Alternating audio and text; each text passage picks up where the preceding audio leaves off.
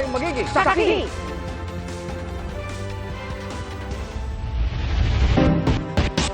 Nakapagpiyansa man sa kasong graft, sa kulungan pa rin ang bagsak ni dismissed Bamban Mayor Alice Guo matapos siyang arestuhin para naman sa kasong qualified human trafficking na non-bailable.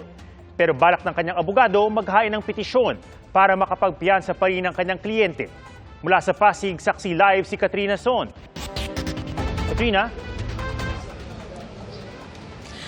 Atom sa aking likuran nga sa ikalawang palapag ng Pasig City Jail Female Dormitory. Diyan makukulong si dismissed Bamban Mayor Alice Guo.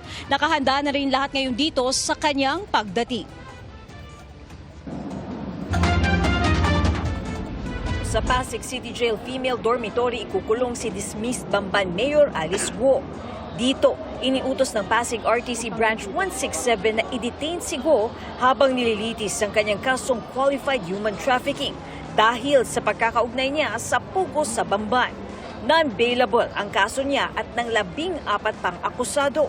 Kasama rito si Huang Jiang na tinawag ng PAOK bilang boss of all bosses ng Pogo at si dating Technology and Livelihood Resource Center official Dennis Cunanan.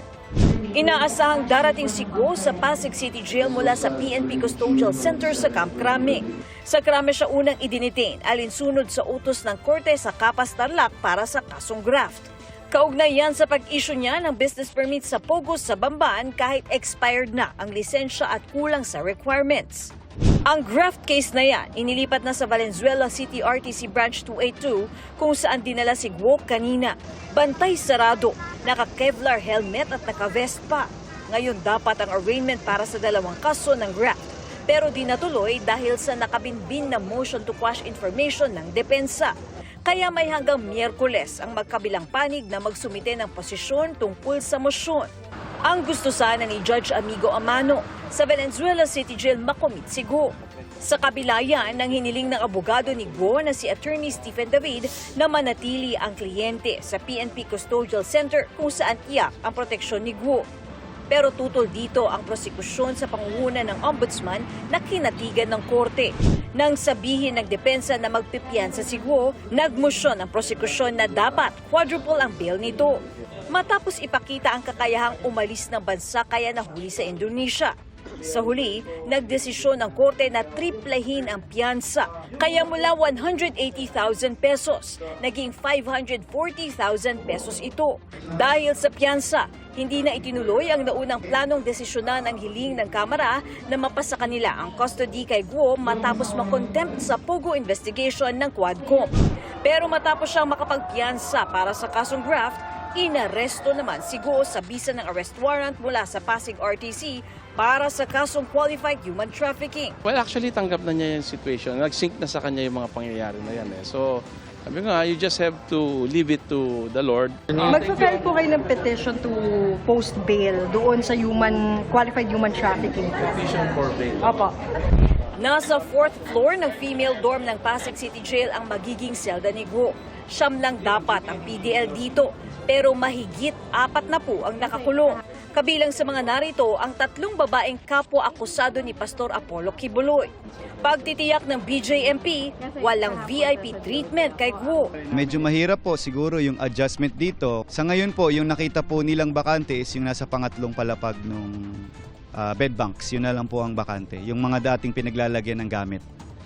So, pinapabakante na po ng warden para yun po yung sleeping space. We assure the public na wala talagang VIP treatment. Atom, anumang oras mula ngayon ay inaasahan na ang pagdating dito ni dismissed Bamban Mayor Alice Guo. Sinabi rin sa atin kanina ni Superintendent Bustinera na pagkarating dito ni Guo ay sasalang muna siya sa interview at saka sa booking process. Pagbibigay din ulit nila na wala raw magaganap na anumang special o VIP treatment dito. At live mula dito sa Pasig para sa GMA Integrated News. Ako si Katrina Son, ang inyong saksi. Nananatiling nasa heightened alert ang Bulkang Canlaon sa Negros Island. Di inaalis ang posibilidad na magkaroon uli ng malakas na pagsabog gaya ng nangyari noong Hunyo. Naka-alert level 2 ito at maaaring lumala ang aktibidad ayon sa PHIVOLCS. Sa loob lang ng 24 oras, nakapagtala ito ng 45 volcanic earthquakes. Sakaling ma-expose sa sulfur fumes, abiso ng PHIVOLCS, uminom ng maraming tubig at hugasan ng mata gamit ang malinis na tubig. Pinayuhan na rin ng mga residente na huwag nang pumasok sa loob ng 4-kilometer permanent danger zone sa banta ng phreatic eruptions. Baha pa rin sa 20 barangay sa Kalumpit, Bulacan dahil sa epekto ng habagat at high tide. Sa gitna naman ng thunderstorm sa Cotabato, tinangay ng rumaragas ang tubig ang isang pickup. Saksi, si CJ Turida ng GMA Regional TV. Tagilid na ang pick-up na ito habang stranded sa gitna ng rumaragas ang tubig sa Alamada, Cotabato, pasado alas 6 kagabi.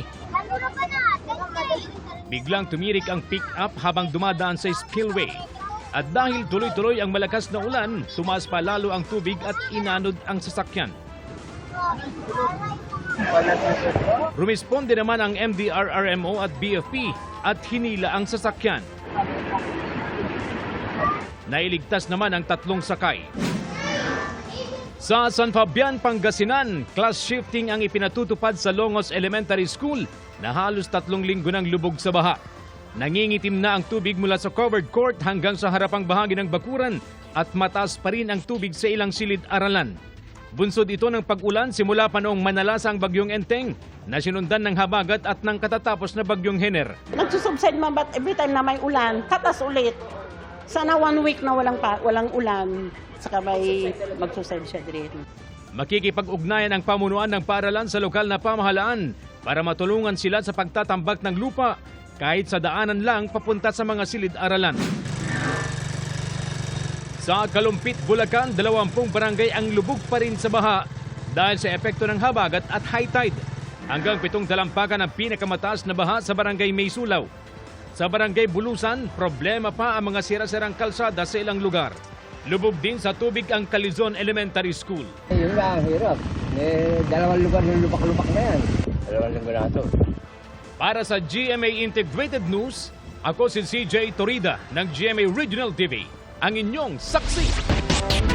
Iniimbestigahan ng PAOK ang mga transaksyon ni na-dismissed Bamban Mayor Alice Guo at ni Tony Yang, na kapatid ng dating economic advisor ni dating Pangulong Rodrigo Duterte. Ininquest na si Yang matapos siyang maaresto kahapon dahil sa paglabag umano sa immigration laws. Saksi, si John Consulta. Hinarang sa NAIA Terminal 3 ng Bureau of Immigration at Presidential Anti-Organized Crime Commission o PAOK si Tony Yang, kapatid ng dating presidential advisor ni dating Pangulong Rodrigo Duterte na si Michael Yang. We have a mission order issued by the Commissioner of Immigration for your case here for being undesirable alien and for misrepresentation. You're under arrest. Pero bukod sa kasong yan, may warrant din siya sa China dahil sa fraud ayon sa aking source. Ayon naman sa PAOK, isa umano si Tony Yang sa mga katransaksyon ni Alice Guo sa kasagsagan ng Pogo operation sa Bamban, Tarlac. May transactions kasi na kami na tinitingnan, ano? And yung transaction na yun, talagang nag-abot sila, hindi lang isa o dalawa, nag-abot sila dun sa mga transaction na yun. Yung kay Alice Guo, yung Banban, tsaka yung grupo nitong si Tony Yang. Nakarecover sa bag ni Yang ang 1.4 million cash at mamahaling gamit, pati Chinese passport at Philippine birth certificate na late ding nairehistro tulad ng kay Alice Guo. Lumalabas na halos pareho ang birthday ng kanyang mga katauhan. Inimbestigahan namin yung Antonio Maestrado Lim. And then sa pag-iimbestiga namin, lumalabas na siya pala ay si Tony Yang. Pinalalabas niyang Pilipino siya kahit hindi umano. Because of that birth certificate, nakakuha na siya ng mga government-issued IDs. Like yung mga driver's license. Meron nga siyang yung firearms registration, no? Tsaka yung permit to carry niya. Kasing level at modus na ginawa ni Alice Guo para makakuha siya nung identity niya dito sa atin. Ayon sa PAOK, iimbestigahan nila ang Municipal Civil Registry na nagproseso ng late registration ni Tony Yang. Hindi natin alam, baka hindi lang 1 o 10 ito, baka libo din ang nag-late registration dito. Which is, ang iniisip namin, baka nakapag-establish na rin sila ng mga ganyang criminal activities. Ayon sa PAOK, tinututukan din nila ngayon ang 10 ektaryang property na ito umano ni Tony Yang sa Cagayan de Oro na may sariling port at hinihinalang may pogo sa loob. Nagpasok sila ng bigas from Vietnam. So, sinita yan. Kasi since sila ay nasa steel business, dapat steel lang talaga ang pwede nilang gawin at pwede nilang ipasok. Yung mga structure na nakita namin doon, yung initial intel report sa amin, talagang ginawa yun para sa pogo at marami nakikita mga foreign nationals doon sa loob. So, siguro in the next few days, baka either pasukin na namin yun o inspeksyonin. Kanina, sumailalim na sa inquest ng Bureau of Immigration si Tony Yang para sa immigration law violations. Para sa GMA Integrated News, John Consulta ang inyo. Ugnayang Pilipinas at Indonesia, pinagtibay sa pagbisita sa bansa ni Indonesian President-elect Prabowo Subianto. Pinasalamatan siya ni Pangulong Bongbong Marcos dahil Pilipinas ang una nitong napiling puntahan. Senyales daw ito ng mas lumalalim at lumalakas sa alyansa ng dalawang bansa. Tugon naman ni Prabowo, bilang Asyano ay natural lang daw na magkumustahan at magpatibay ng samahan ang mga magkaibigang bansa. Bago siya formal na mailok sa posisyon bilang Pangulo ng Indonesia na nakatakda sa October 20. Isang dati umanong miyembro ng Angels of Death hawak na ng pulisya. Ayon kay PNP spokesperson Colonel Jean Fajardo, inamin daw nito na ginagamit ng grupo para sa personal na interes si Pastor Apollo Kibuloy at paranakot sa mga umanay biktima niya.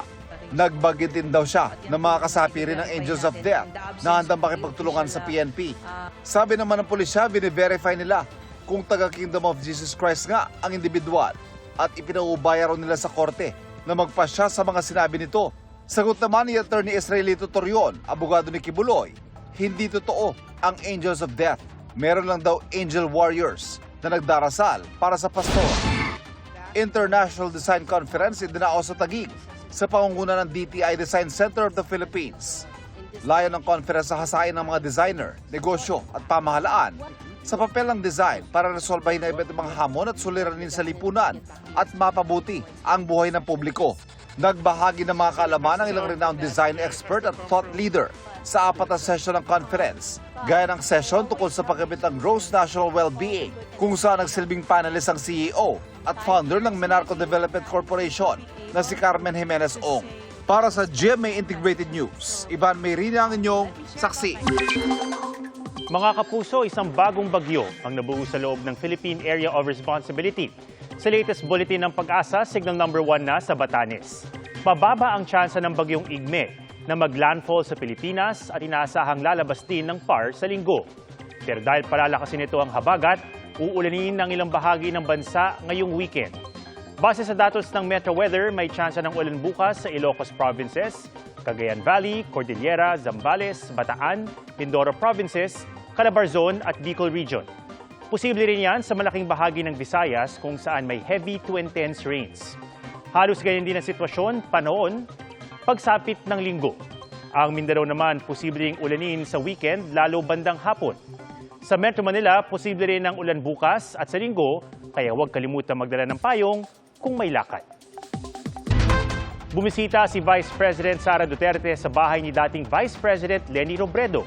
Sa pahayag ng Office of the Vice President, pumunta raw si Duterte sa Bicol para dumalo sa Peña Francia Festival matapos imbitahin ng isang kaibigan. Habang nandoon, inayos na rin ng naturang kaibigan ang pagdalaw niya sa tahanan ni Robredo. May iba rin daw na binisita si Duterte habang nasa Naga at dumalo rin sa isang misa roon. Kinumpirma naman niya ng dating bise. Ayon kay Attorney Robredo, personal ang kanilang naging pag-uusap at di tungkol sa politika. Pinag-aandaan na ang fluvial procession para sa Our Lady of Peña Francia bukas. Galing naman sa iba't ibang lugar sa bansa ang mga dumayo sa pahalik sa Berhen. Saksi, si Oscar Oida. Maaga pa lang, dagsa na ang mga deboto sa pahalik ng Our Lady of Peña Francia dito sa St. John the Evangelist Metropolitan Cathedral sa Naga City. Marami ang dumayo pa mula sa malalayong lugar. Baon ang kanika nilang panalangin at kwento tungkol sa inang Peña Francia. Nagkaroon ako ng cancer. 1986, 87 ba yun? Every time na maglalagay kami ng bulaklak sa paanan niya, nag-whisper ko sa kanya, sabi ko, kaya mo naman nag-extension. Pero hanggang ngayon buhay pa ako. Panata na rin naman namin. Marami ang nagtitinda ng mga memorabilia, rosaryo, t-shirt at iba pang may imahe ng ina. Ang mga taga-Commission on Liturgy ng Archdiocese of Caceres sa Bicol Region naman, abala sa isasagawang misa sa harap ng Quadricentennial Arch sa tapat ng Cathedral bukas bago ang fluvial procession. Extra special ang selebrasyon dahil ipinagdiriwang din ang ika-100 canonical celebration ng Peña Francia. Canonical coronation is a special recognition given by Rome. Usually there are two requirements, antiquity and miracles. Antiquity because it should have passed the test of time. And in 1920, when the petition was made for canonical coronation, the devotion was already more than 200 years old. So, pasado. Alauna ng hapon bukas, inaasahang magsisimula ang fluvial procession. Hindi yan pare-pareho kada taon dahil nakadepende sa taas ng tubig sa Naga River.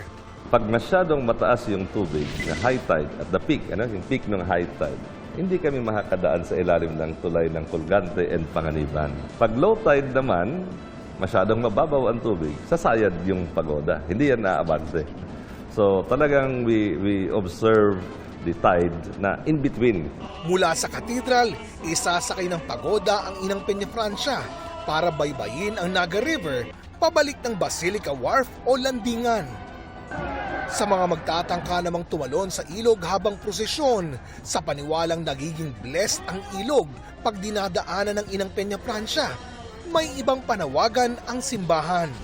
Kung siya ang ating ina at reyna natin siya, ang ilog ay kanyang dinadaanan, dapat nating alagaan yung river. We must make sure na the river will not be polluted because it is the river we dedicate to our Blessed Mother. Para sa GMA Integrated News, Oscar Oida ang inyong saksi. Nakatanggap ng impormasyon ng PNP ukol sa kung nasaan si Attorney Harry Roque. Ayon sa PNP, lahat ng impormasyon ay ibinibigay nila sa House Sergeant at Arms sa gitna ng arrest order ng Kamara. Limitado raw ang tungkulin ng PNP sa pagbibigay ng seguridad. Ang arrest order ay bunsod ng pangalawang pagkontempt sa kanya sa Kamara dahil sa hindi niya pagsipot sa pagdinig at pagsumite ng mga hinihinging dokumento ng komite kaugnay sa kanyang mga ari-arian. Tumangging magbigay ng panayam si Roque, pero dati niyang iginiit na hindi siya nagpapaaresto sa komite ng Kamara na nag-iimbestiga sa mga pogo. Habang binabagtas ang kalsada, makikitang tila pagewang-gewang at mabilisang takbo ng pickup truck na ito. Maya-maya, dinidikit na ito ng isa pang sasakyan hanggang sa meron ng taong sinubukang sumampa sa pickup. Isa na pala itong pulis. Nang makalapit, tuluyan ng sumampa ang pulis at tagumpay na napatigil ang pickup truck. Doon na niya inalerto at tinawagan ng pamilya ng driver para kumpirmahin kung may iniindang kondisyon. Dumating ang fire department na nagbigay ng paunang lunas at kalaunay isinugod sa ospital ang driver para sa atensyong medikal. Viral ngayon ang dashcam video ng isang motorista na muntik mabagsakan ng bumababang barrier sa Subic-Clark-Tarlac Expressway.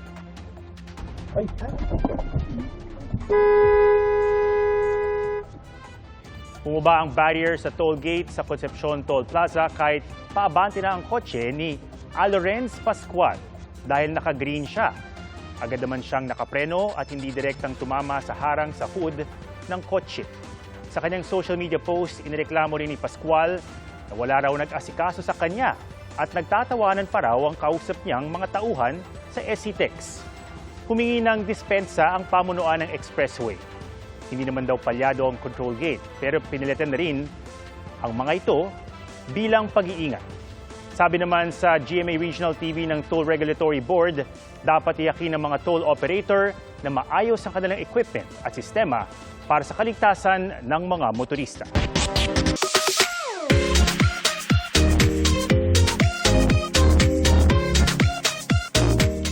Mula sa ibabaw ng bundok, sa kakaibang burol, hanggang sa liblib na talon, napakaraming pwedeng pasyalan sa norte. Pero di magpapahuli ang timog sa makulay na kultura at masasarap na pagkain. Narito ang biyaheng saksi. Stressed ka na ba sa trabaho o eskwela? Time first muna dahil deserve mong huminga. Bakit hindi mamasyal at magpahinga sa refreshing na pasyalan tulad sa Villa Viciosa, Abra? Mag-relax sa sikat na Palayan View Deck na may preskong hangin at magandang tanawin. Kita rito ang picture-perfect na luntiang kapaligiran at naggagandahang beach sa katabing lalawigan. Pwede ring magpahinga sa mga kubo sa lugar. Pwede rin mag-side trip sa bayan ng Tineg kung saan ang pasyalan pantapat daw nila sa Batanes o New Zealand. Yan ang Blackstone Hill na literal na burol ng malalaking itim na bato. Pwede kang magpahangin habang nakaupo sa mga bato. Pero pwede ring maglakad o tumakbo habang ine-enjoy ang view ng berdeng rolling hills sa ibaba nito. Ang ganda, oh. Kung adventure naman ang gusto, pwedeng ituloy ang biyahe sa Santa Maria, Ilocos Sur. Extra challenge man ang mahigit kalahating oras na lakaran, bawing-bawi naman ang pagod sa ganda ng kalikasan. Pagdating kasi sa dulo, ang majestic view ng Nagbiquelan Falls ang sasalubong sayo. From north, punta naman tayo sa south. Halina't makisaya sa iba pa nating kultura. Ito ang makulay na pagdiriwang ng Bangsasug Festival sa lalawigan ng Sulu. Ang pagdiriwang halaw sa Tausug dialect na ang ibig sabihin ay nagkakaisa. Bukod sa mararanasan ng pinagmamalaking kultura ng kanilang lalawigan, may mga espesyal ding pagkain at putahe na doon mo matitikman. Tampok din dyan ang booth kung saan makikita ang mga pangunahing produkto ng bawat bayan. At syempre, di rin magpapahuli ang mga naggagandahan nilang kasuotan na ang tela sa Sulu mo lang makikita. Para sa GMA Integrated News, Mariz Umali ang inyong saksi. Salamat po sa inyong pagsaksi sa ngalan ni na Arnold Clavio at Pia Arcangel. Ako si Ato Maraulio. 76 na araw na lang, Pasko na. Para sa mas malaking misyon at sa mas malawak na paglilingkod sa bayan, mula sa GMA Integrated News, ang News Authority ng Filipino. Hanggang sa Lunes, sama-sama tayong magiging saksi.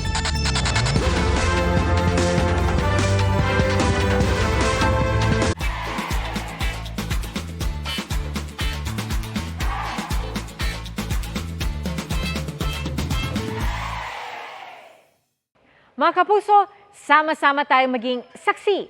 Mag-subscribe sa GMA Integrated News sa YouTube at para sa mga kapuso abroad, samahan niyo kami sa GMA Pinoy TV at sa www.gmanews.tv.